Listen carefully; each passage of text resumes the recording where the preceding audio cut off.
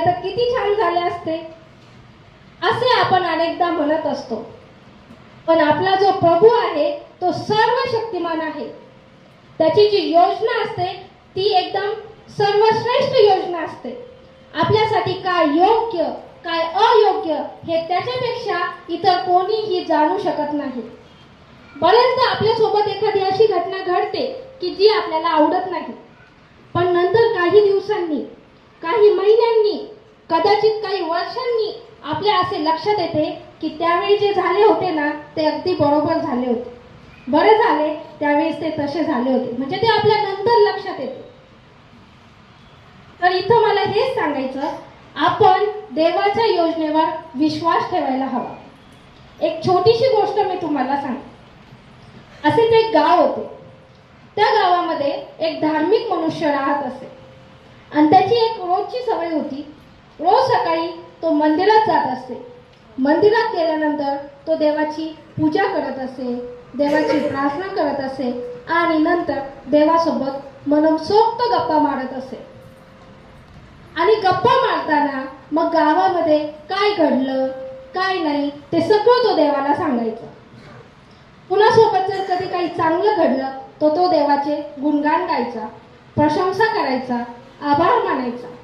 परंतु जर कधी काही वाईट घडलं तर तो देवाला दोष द्यायचा. देवा तू असं का केलं असे बरेचदा तो म्हणायचा. एकदा तर त्यांनी कहरच केला. तो देवाला म्हटला, देवा तुझ्या जागी जर मी असतो ना तर मी हे कधीही होऊ दिले नसते.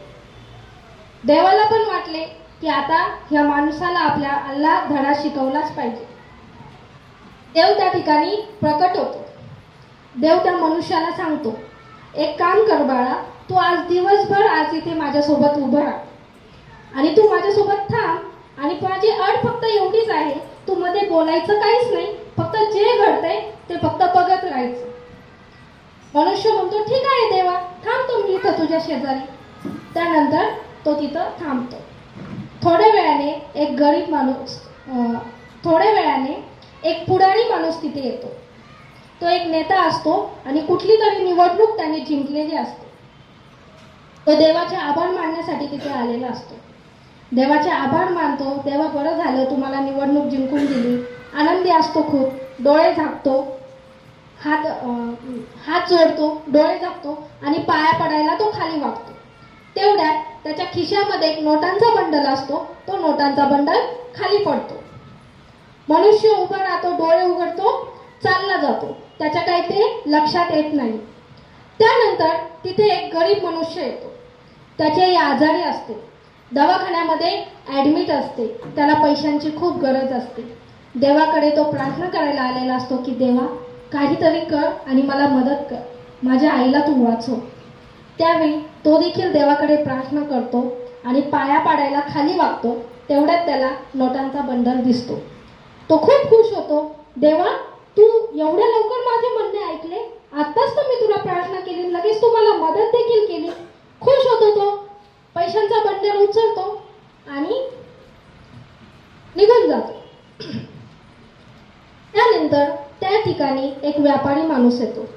त्याला कुठेतरी प्रवासासाठी जायचे असते. तो देवाकडे प्रार्थना करायला आलो असतो की देवा माझा प्रवास तू सुखाचा हो. तो प्रार्थना करतच असतो. एवढ्यात तिथे काही पोलीस येतात आणि तो नेता येतो.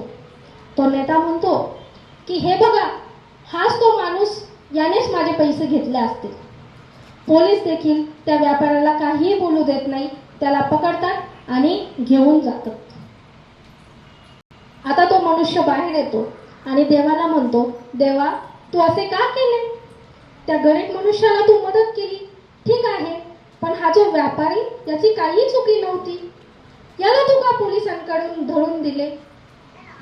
त्यावेळी देव तिथे उत्तर देतो, हे बघ बाळा, तो जो नेता होता ना त्याने वाईट मार्गाने पैसा कमवला होता. त्याने गरीब लोकांना लुबाडले होते. त्याचे पाप थोडेसे कमी व्हावे या हेतूने मी त्याचा नोटांचा बंडल खाली पाडला आणि तो जो गरीब गृहस्थ होता त्याला मी ती मदत केली. आणि तो जो व्यापारी माणूस होता, तो जो प्रवासाला चालला होता, त्याच्या गाडीचा मोठा अपघात होणार होता. त्या अपघातातून त्याला वाचवण्यासाठी मी त्याला पोलिसांकडून धरून दिले. त्यावेळी त्या धार्मिक मनुष्याला त्याची चूक समजते आणि तो देवाच्या पायाशी नतमस्तक होतो. या गोष्टीतून आपल्याला हेच शिकायचे आहे की देव जो आहे तो सर्वशक्तिमान आहे. त्याची जी योजना असते ती सर्वश्रेष्ठ असते. गरज असते ती फक्त आणि फक्त आपल्याला त्याच्यावर विश्वास ठेवण्याची. जसा पवित्र मरियेने देवावर त्याच्या योजनेवर विश्वास ठेवला तसाच विश्वास आपण देखील ठेवूया. आणि आज या ठिकाणी आपण पवित्र मरियेकडे प्रार्थना करूया, विनंती करूया की आमचा विश्वास तू चांगला वाढू दे. सर्वांनी मला शांतपणाने ऐकून घेतले त्याबद्दल मी सर्वांचे आभार मानते. त्याच प्रकारे संयोजकांनी मला इथे बोलण्याची संधी उपलब्ध करून दिली त्यासाठी मी संयोजकांचे देखील आभार मानते. सर्वांना जय ख्रिस्त. थँक्यू.